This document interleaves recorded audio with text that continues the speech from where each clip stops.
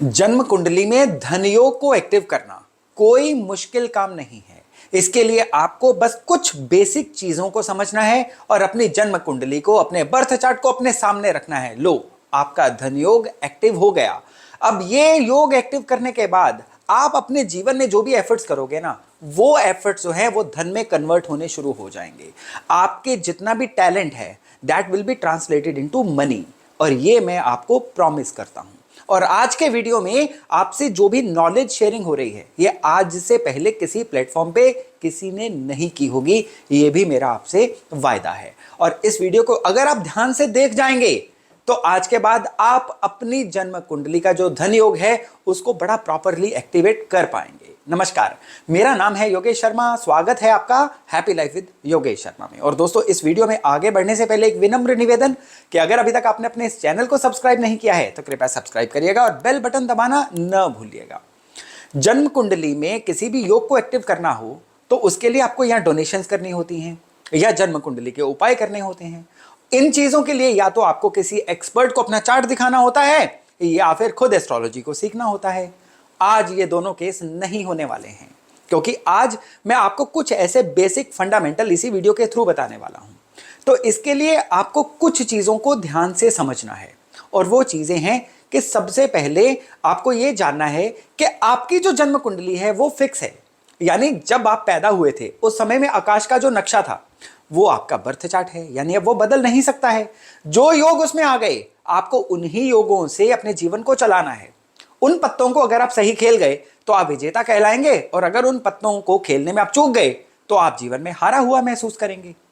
और यहां पे एक बहुत बड़ा गेम चेंजर आता है, आपके घर का वास्तु। अपनी जन्म कुंडली के अनुसार अगर आपने अपने घर के वास्तु में कुछ पर्टिकुलर चेंजेस कर लिए तो आपके जीवन में धन योग के सारे रास्ते खुलने शुरू हो जाते हैं, एक के बाद एक। तो इसके लिए क्या किया जाए?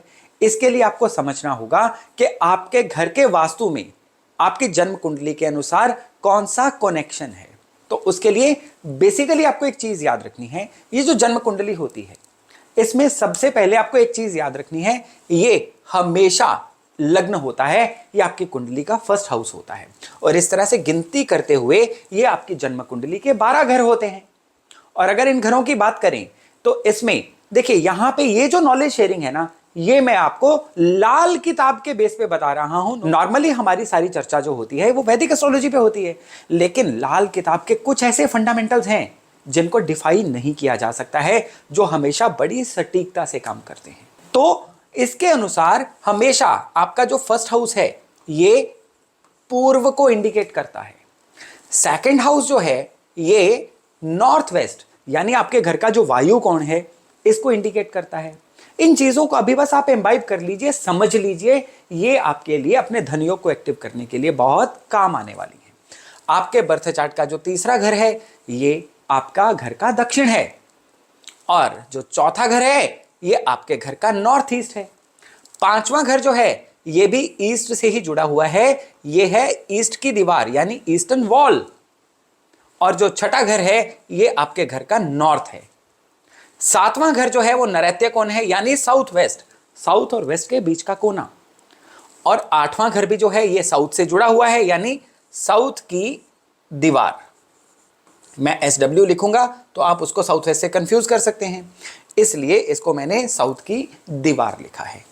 नाइन्थ हाउस जो है ये आपके घर का जो है वो सेंटर पॉइंट है, और जो 10th हाउस है वो आपके घर का पश्चिम है। पश्चिम की ही दीवार है आपके घर का 11th हाउस, यानी वेस्टर्न वॉल। और एंड पे जो 12वां घर बचता है ये आपके घर का साउथ ईस्ट एरिया है, यानी आपके घर का अग्निकोण। अब आप चाहे इस वीडियो को पॉज करके इसका स्क्रीनशॉट लेके रख लीजिए, इसको अपनी नोटबुक पे नोट कर लीजिएगा, ये आपके बहुत काम आने वाला है। अब आपके बर्थ चार्ट में आपके कौन सी ऐसी राशियां हैं जो हमेशा ही आपके लिए धन का जुगाड़ करने में व्यस्त रहती हैं? तो वो जो राशियां हैं वो है, एक तो वृष राशि, जिसको हम बर्थ चार्ट में 2 नंबर से डिनोट करते हैं।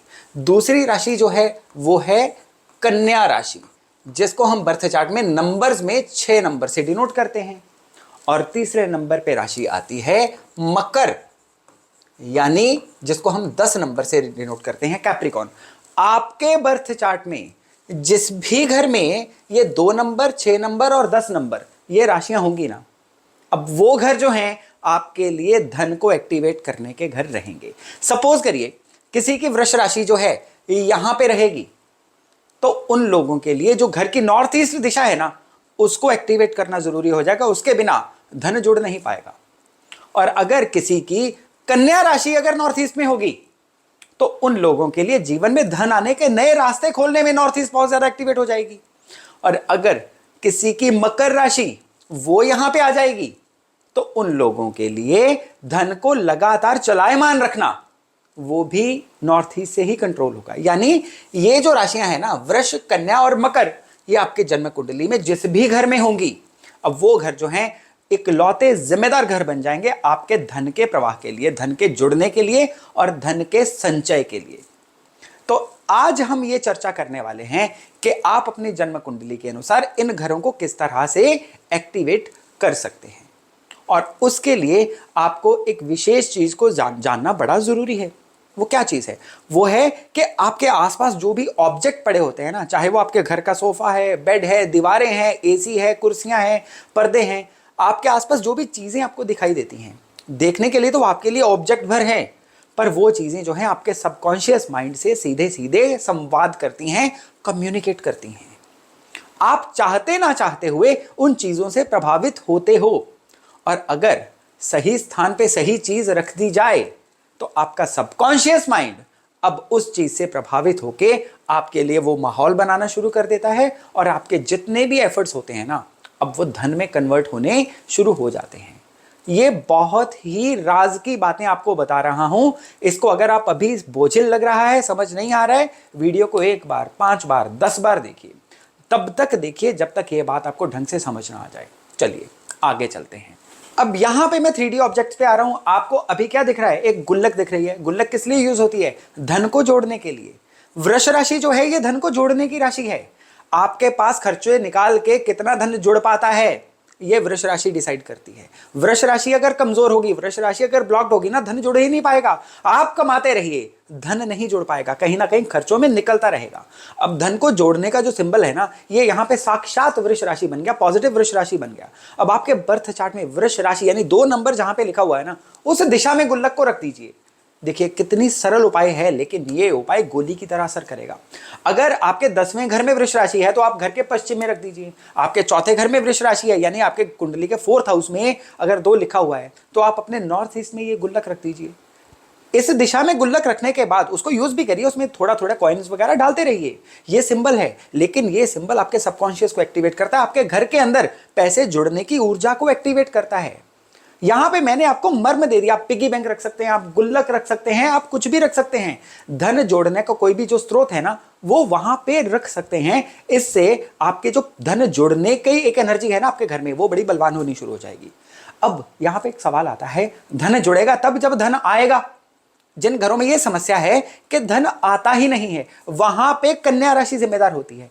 कन्या राशि डिसाइड करती है कि धन आए, लेकिन कन्या राशि धन आने से पहले जिम्मेदार होती है आपके पेंडिंग कर्मास की। अब पेंडिंग कर्मास क्या होते हैं? पेंडिंग कर्मास होते हैं वो कर्म जो आप पिछले जन्म से लिखा के लाए हो, और जब तक वो निल नहीं होंगे, इस जन्म में आप जो भी कर लोगे ना, वो सफलता में कन्वर्ट नहीं हो पाएगा।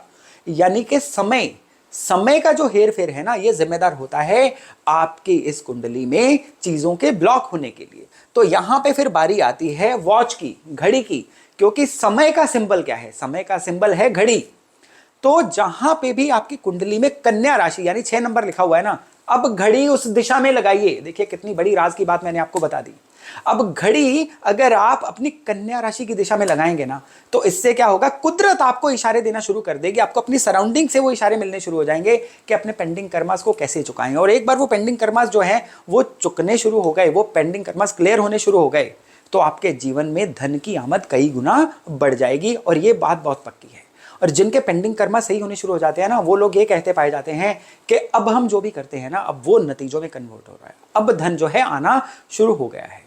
अब देखिए यहां पे मैंने आपको एक सिंबल दिया है, सिंबल जो है सदा चलते रहने का, पुरानी चीजों को क्लियर करने का, वो समय से जुड़ा हुआ है। तो समय की मशीन क्या है? घड़ी। इसको आप कन्या राशि वाली दिशा में रख सकते हैं। इससे आपके जीवन में आपको बहुत सारी खराब चीजों को, ब्लॉक चीजों को अनब्लॉक करने में मदद मिलेगी। इवन अगर आप धन के बहुत लेन देन में फंसे हुए हैं, धन आ नहीं रहा है, पुराना धन क्लियर नहीं हो रहा है, लोग दे नहीं रहे हैं, तो अब देखिए धन को चुकाने के लिए आप क्या यूज करते हैं? ठीक है, आज आरटीजीएस, एनईएफटी का जमाना, आईएमपीएस का जमाना है, फिर भी चेकबुक की रेलेवेंस तो है। किसी भी चीज को भुगतान करने के लिए आप चेकबुक का यूज करते हैं। तो आपके जन्म कुंडली में जहां पे भी कन्या राशि है वहां पे चेकबुक रख दीजिए। फिर देखिएगा कि किस तरह से आपके जीवन से पेंडिंग कर्मास क्लियर होने के सीन बनते हैं। और एक बार वो बन गए तो आपके जीवन में धन की आमद 100% सही होनी शुरू हो जाएगी। अब अगला सवाल आता है कि भाई धन आएगा तो तब जब काम चलेगा। हमारे पास तो काम ही नहीं है, या काम चलते चलते बंद हो जाता है, या काम बदलते रहते हैं, और इस वजह से ना धन आता है और आता नहीं है तो जुड़ता नहीं है। तो सब चीजें एक दूसरे से जुड़ी हुई है ना। अब धन चलने का कारक क्या है? अब काम चलने का कारक क्या है? काम चलने का कारक है आपकी मकर राशि। मकर राशि अगर आपकी कुंडली में सही से एक्टिवेट होगी ना, काम आएगा भी, काम टिकेगा भी, काम चलेगा भी, और उस काम से जो रेवेन्यू आएगा वो रेवेन्यू आपके खर्चे पूरे करेगा और उसके बाद धन जुड़ेगा, यानी धन की समस्याएं कंप्लीटली खत्म हो जाएंगी। तो हर चीज की जड़ में बैठा हुआ है आपके काम की रेगुलरिटी, आपके काम की निरंतरता, आपके काम का सत्व, आपके काम का फ्लो। अब आपके काम का फ्लो जो है ये टोटली मकर राशि से जो है कंट्रोल होता है। अब फ्लो के कारक कौन सी ऊर्जा है? कौन सी ऐसी ऊर्जा है जो सत्व की कारक है, जो फ्लो की कारक है? वो है भगवान हरि विष्णु की ऊर्जा।